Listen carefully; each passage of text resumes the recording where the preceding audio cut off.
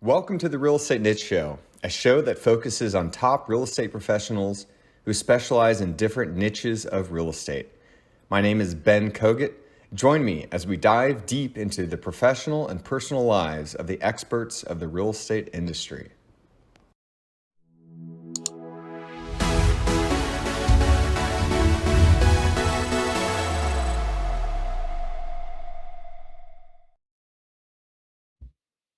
Welcome to the Real Estate Niche Show. I'm your host, Ben Kogut, and today I have my friend Levi Benkert on the show. He is the founder and CEO of Harbor Capital, based here in Austin, Texas.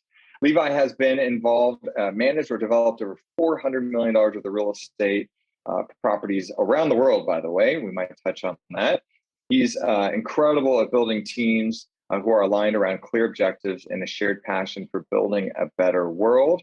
We're going to talk about his niche of buying industrial properties throughout Texas. Levi, welcome to the show. It's so awesome to finally have you here. And is there anything big in your bio that I missed that you'd like me to mention? Oh, man. Gosh. Well, thank you for having me. This is fantastic. I'm super excited to be here. Lunch was amazing. I don't know if you do that for all of your guests, but no, definitely not. I timed it perfect. I went to the bathroom just as the bill showed up. And so fantastic. Dude, this has been so fun. I have really had a fantastic time getting to know you, and I'm excited to be here. As far as what was missed in the bio, I mean, we certainly need to dive into this kind of decade-long detour I took right in the middle of my career of moving over to Ethiopia with my family and building some, first of all, a nonprofit and then some businesses over there. Certainly a non-standard career path, but has been just really, really enriching and great for us, for me and my family. Incredible. Well, let's hold the orphanage part for later on, as I have a question for you about that. And let's talk about what you're doing now. I mentioned, I know that at Harbor Capital, you're mostly focused on industrial in Texas. How did you pick that specialty, that niche, and why? Yeah, so Harbor Capital is only a year old. Actually, I think we're this month, really. We should start celebrating. We need to celebrate. I sold a business, which we'll get into more of that later. I sold a business at the end of 2019, early 2020. Took a little bit of time off when the pandemic hit, and then dove into this. I knew I wanted to start a business. I knew I wanted it to be in real estate. That's really what much of my career has been focused on. And, I kind of set the parameters. I love I call it the theory of constraints. You start setting up the walls of kind of what you won't go outside of. So it was real estate. I wanted to be able to be home at night and have dinner with my family. And so picked the markets that were close by.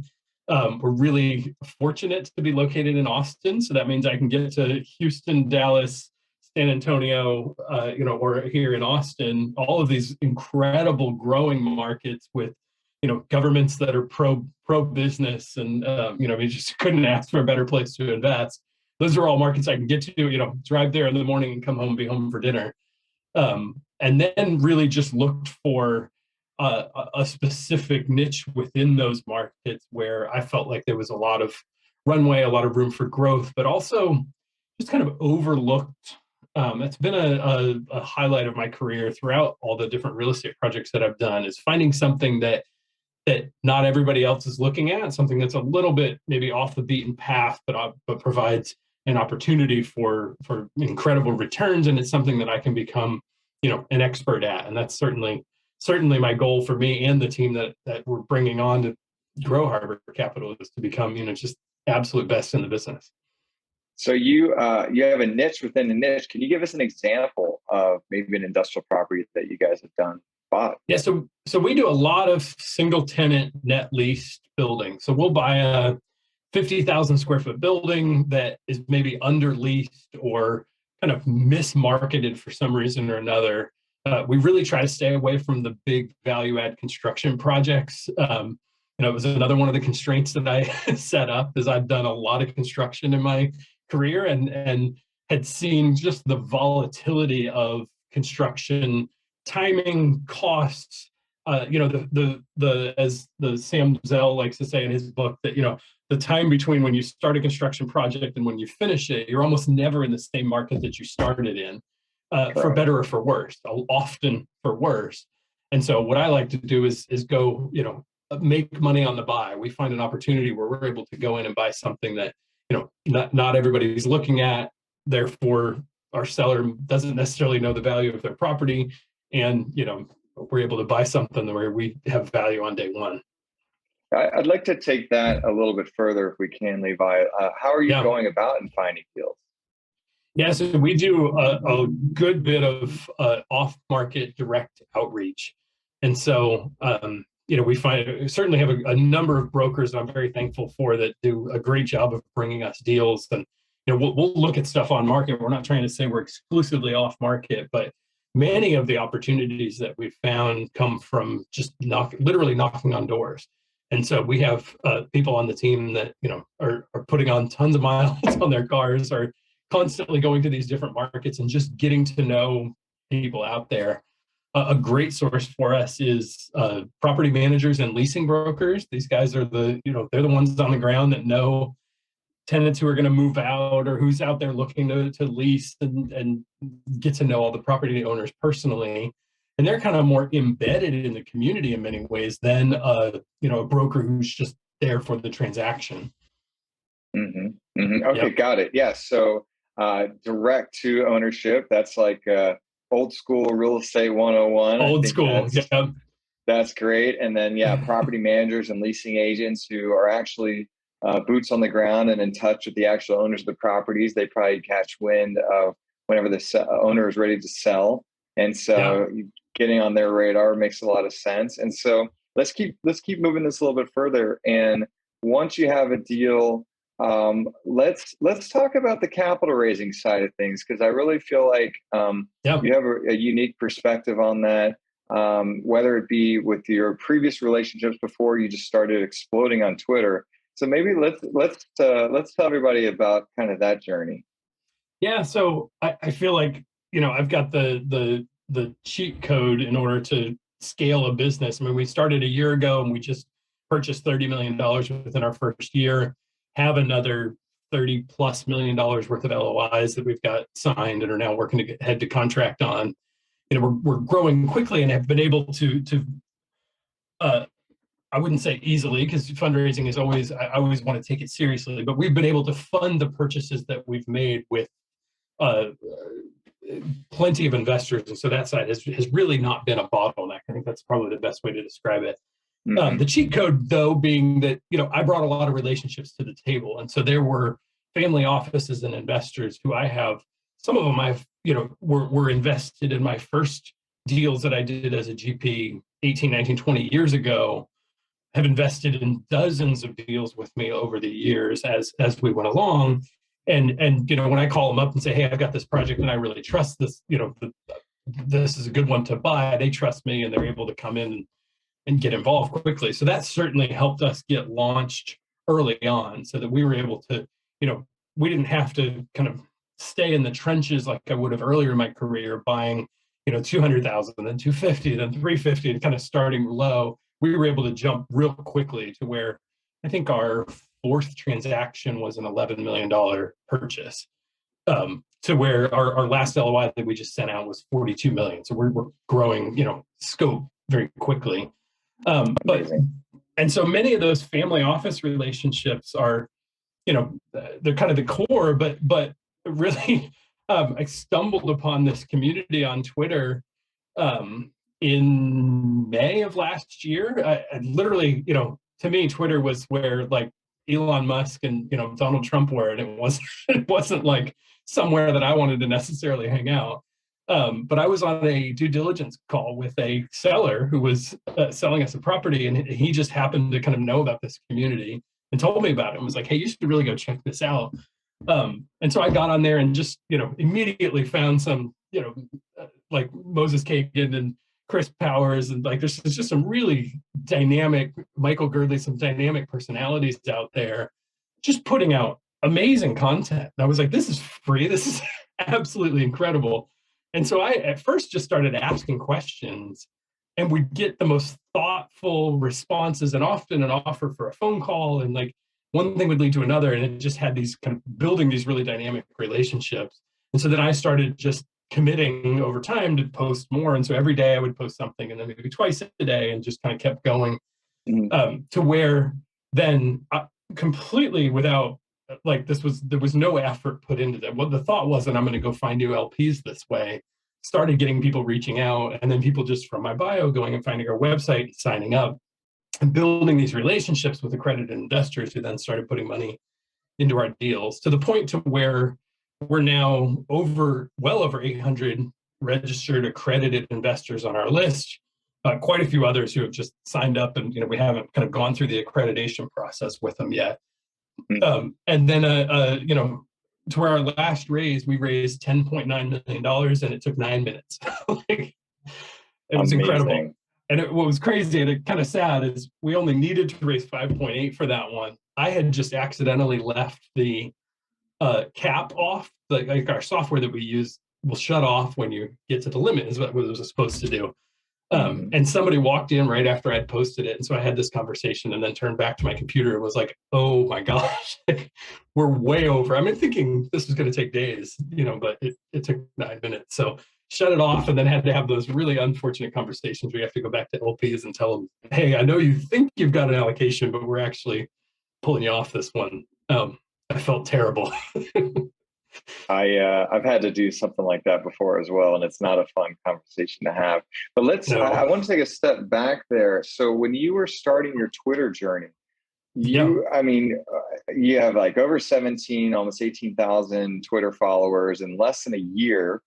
Why do you think that is? Because until I discovered you, like I had never really put any attention into Twitter whatsoever. And so why do you think that is? I honestly, I think I'm ADD enough to where I think in these short little bursts anyway. I'm not a real good long form thinker, writer. Like when I sit down to write it's work. I actually really enjoy investor updates. I feel like that's such a big part of our business, but those take a lot of effort for me. And I ask people to help me edit them. And that's just a lot where I can just sit down and have this like burst of an idea. It often gets me in trouble though, because I'll I can construct in my mind the sentence of how I want to say what I'm going to say really well. I'll put it out there, but then I'll be like, oh, I didn't actually think through this at all. So I end up looking like an idiot. So when you sometimes that phrase, what got me here won't get us there. So I'm wondering, are you sticking to the same strategy or just kind of sharing whatever pops in your head? Or now that you're really like, a thought leader on Twitter, are you being more strategic or thoughtful about how you're putting out content? Yeah, I'm certainly trying to be more thoughtful, and my wife will tell you I'm trying to put my foot in my mouth less often because it gets me in trouble. Trying to be more thoughtful, although there was a season, I'm the first to admit it's kind of intoxicating to get that much attention, right? Like you put something out there. Yeah, literally, I posted a video the other day of my daughter at a softball practice. Like she's fantastic, and it was a 5-second video of her swinging. Well, it got 10,000 views. I'm like, this is insane. Like, what is this? On Twitter or something else? On Twitter. On Twitter. And so it's kind of like really fun, which then has led me to, because it's so much fun, I then start researching like, how do you get popular? And I'll start like writing threads that are really kind of clickbaity, and like I've taken it too far several times where I'm like, oh, I was really just doing that as an attention grab because it's super fun to get 1,000 new followers from having written this thing. And so I've started to actually kind of go back to what I was at the beginning, which is just, I'm going to just have fun with this. And this is just a fun community, and I'm going to not kind of focus on the pressure of like thinking of it like a room with 18,000 people in it, or, all listening to what I'm getting ready to say, and more just like, hey, this is an individual one-on-one conversation. I might say stupid shit that I'm going to have to regret, but it's much better for me than trying to like, I don't want to hire a social media team and have this whole perfectly orchestrated thing. I actually just want to be more authentic, because I think that's what people are more interested in. That's what I'm more interested in as well. And I get that about you, that your authenticity is definitely genuine and attractive, like in a heterosexual kind of way, you know what I mean? Like, I think that's right. that. I would say stick to that for sure. Yeah. One thing to add to that, really the most, I don't know if viral is the word, the things that I've written that got the most traction were when I was being really just brutally honest. Because I completely lost my business in 2008. Like I was a GP on 13 different properties that all had to get short sold back, sold either back to the bank or sold. Like, this was an extremely rough period. And I just right from the start started coming out there and being completely honest, just 100% transparent. Like, hey, this is what I've been through. And personally, I see it as a very bright, like, source of kind of energy and learning, right? Like, this was definitely a dark time. It was definitely a really tough thing to have gone through back then. But I now know how to structure deals because I know how bad it can get. Like real estate, there's a lot of people that have been in real estate for 10 years and they think things, real estate go up. That's all it does. When in reality, it doesn't. I mean, there's very, very bad cycles that have happened and, happened over and over again, and will very likely happen another time or, multiple times in the future. And so I kind of just owned that. And then that really kind of, I think, went, because people are saying like, oh yeah, this is authenticity and it's true and real. Nice. So, well, yeah. To that point, are there any major lessons learned that shape who you are now that you could share? Yeah, I mean, gosh, hundreds and hundreds of lessons on the just personal growth. I think one of the big things that I've been working on really for the last 3 or 4 years is this, like, just mindfulness and learning to kind of notice what's going on inside me and being less reactionary. And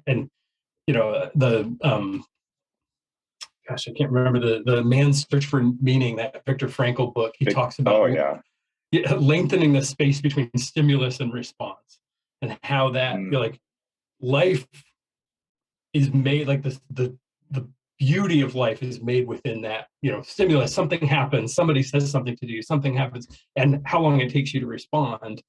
I'm in this journey to try to lengthen that space. And I think I kind of look back at how I handled when things were going down. I was very reactionary. I was very like, okay, I got to do this, I got to do this, I got to do this, and then would just kind of go down the wrong road. Oh, it's a dead end. You got to turn around. Or later learn to, like, you know what? I'm going to take 3 days and then I'm going to come back to you. This is complicated. I don't know what to answer, but I do know some people who will be able to, answer this for me. Love that. Yeah, Viktor Frankl. That book is one of my absolute favorites. Thank you for bringing that up. And that point is so true. And I started using an app called Calm to learn how to meditate. And so shout out to anybody that's looking to find that type of, that mentality has really actually changed my life as well. So I don't know if you meditate, but it's definitely. I do. I use there's 10% Happier. It's a very similar. 10% Happier has like a kind of a 3-minute like talk first, and then a meditation session. I looked it up on my phone the other day, and I literally have done like 7,000 minutes of it over the last 3 years on that app. Like, I've been committed to that, and it's totally transformational. Amazing. But then the other, you asked about lessons, and then on the deal structuring side, I mean, huge reserve funds, any projections of what we think the market's going to do, we take it to the extreme on the worst end and make sure that we sensitivity test the deals and make sure they're going to be okay. We just don't believe any data. Like, somebody gives us a rent roll, we kind of toss it aside and go do our own work ourselves. If anybody tells me that they think they know what the market's going to do next, I immediately call bullshit, because nobody knows what the market's going to do next. But we're prepared for anything. And so, I mean, nobody being that no one knows, I think we can't be ever fully prepared, but we can do our absolute best to make sure. The other thing is page 3, sometimes 3, 4, and 5 of all of our decks is here's what we think, here's what we don't like about this deal. Mm-hmm. And so honestly, it is a highlight for us as we say, this deal is in an oil saturated market. Vacancies are not quite as low as we would want them to be. There's some serious price sensitivity in the market. This is the variable rate loan that we're going into. Nobody knows what inflation is going to do to the market. We just be completely upfront with that so that our investors then come in and make an informed decision. Honestly, almost every single deck I've done, what we don't like about this deal is bigger than what we do like about this deal section. Love that.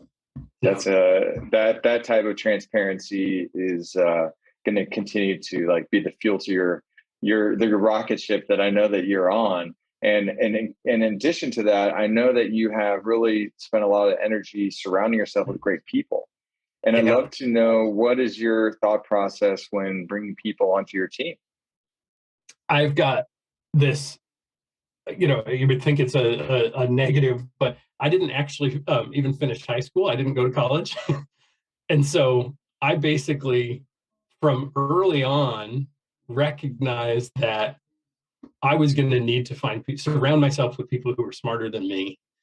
And so it's become, at first, I wouldn't even tell people that for the first 10 years of my career, because it was like, oh, you'll just assume I went to college, because I felt like I was like out of the club with everybody else.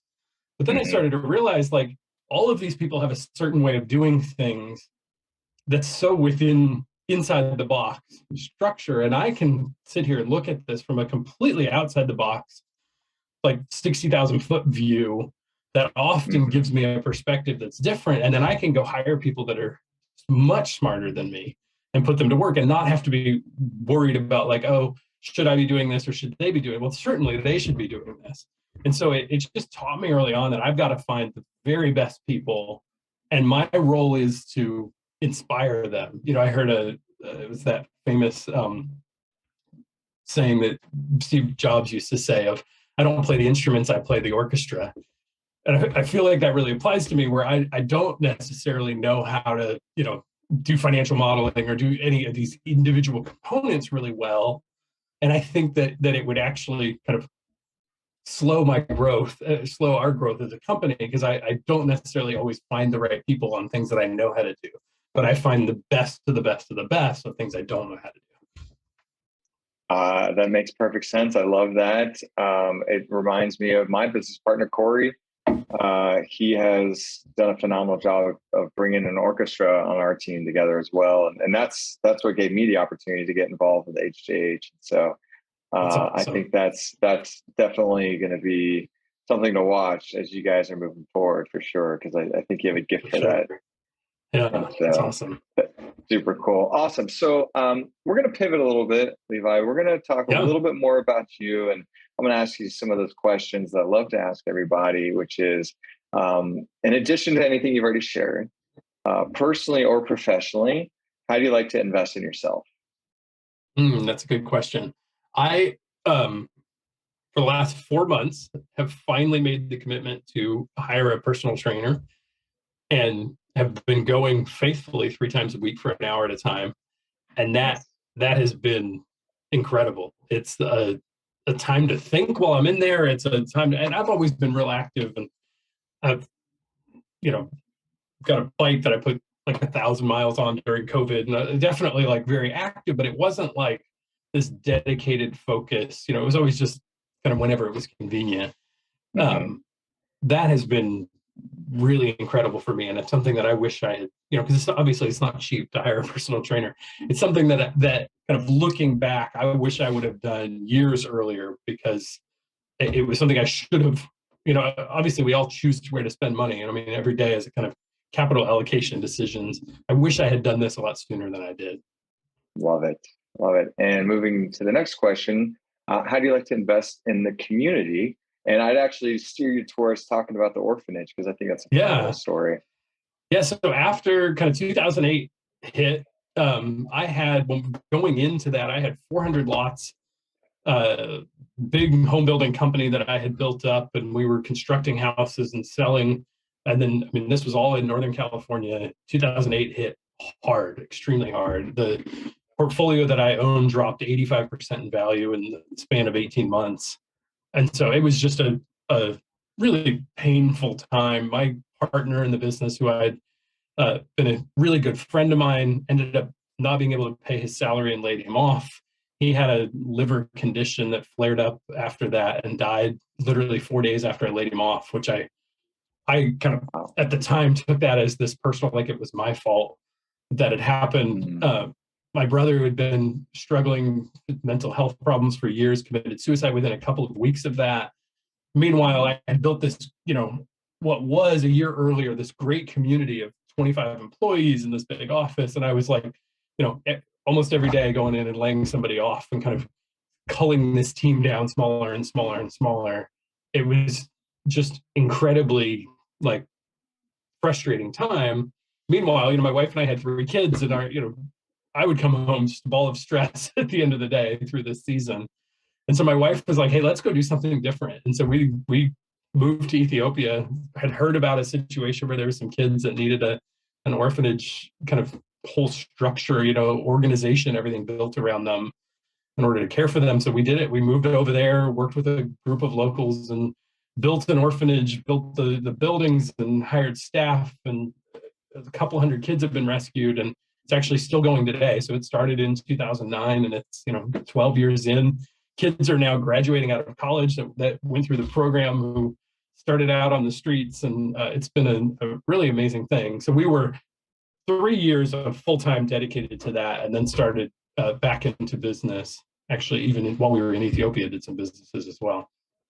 Wow, So, that's been our blessing. Thing. Wow. Yeah.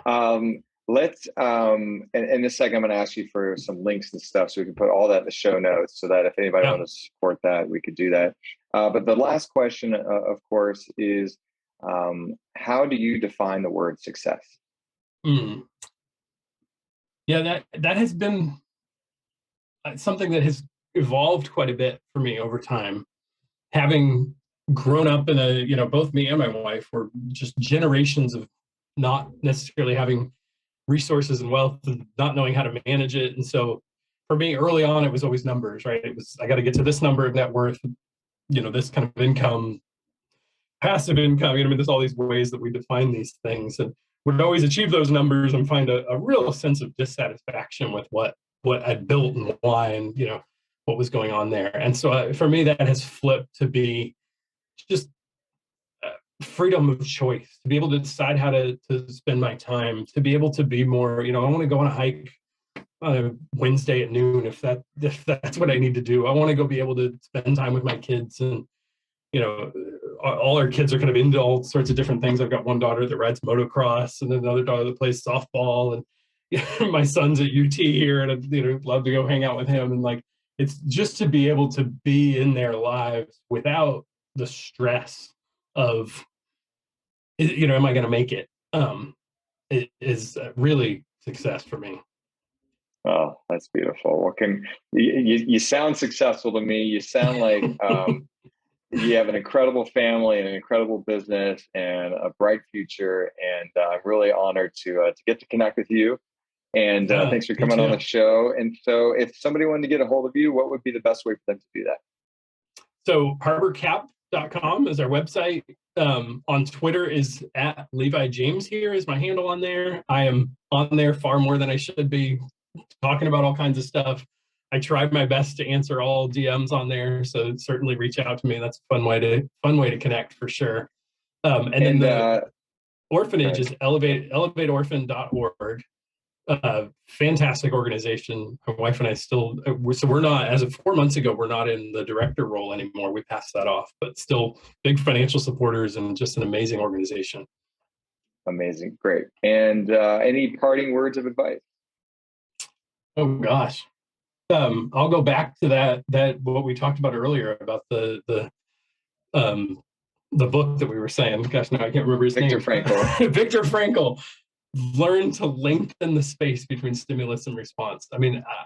I think I heard that 8 years ago, and it meant almost nothing to me at first. And then every time I come back to it, there's just more and more depth to that. And I recognize how often I take stimulus in and just immediately respond, and only later realize that there were other options. And so being a person who is both, because I'm somebody, I'm always really enthusiastic. I want to do things. I don't want to lose that enthusiasm, but I'm learning to recognize the enthusiasm doesn't necessarily have to mean action immediately. I can be really excited about something, but say, this sounds like so much fun. Tomorrow I'm going to get back to you. We're going to decide what we're going to do here. Nice. Well, those are some definitely some wise words. And Levi, thanks again for coming on the Real Estate Niche Show. It's an honor. Yeah. And thanks everybody for listening in. I would really appreciate any feedback you guys have. Send them to me through all the different means. Hit the like and subscribe button and all that good stuff. And until next time, Levi Benkert. Appreciate it. Ben, thanks so much. This has been fun. Thanks for listening to another episode of the Real Estate Niche Show. If you enjoyed this episode and you'd like to help support the podcast, please share it with others, post about it on social media, or leave a rating and review. To catch all the latest from me or the show, you can follow me on Instagram at Ben Kogut and at The Real Estate Niche Show. Thanks again, and I'll see you next time.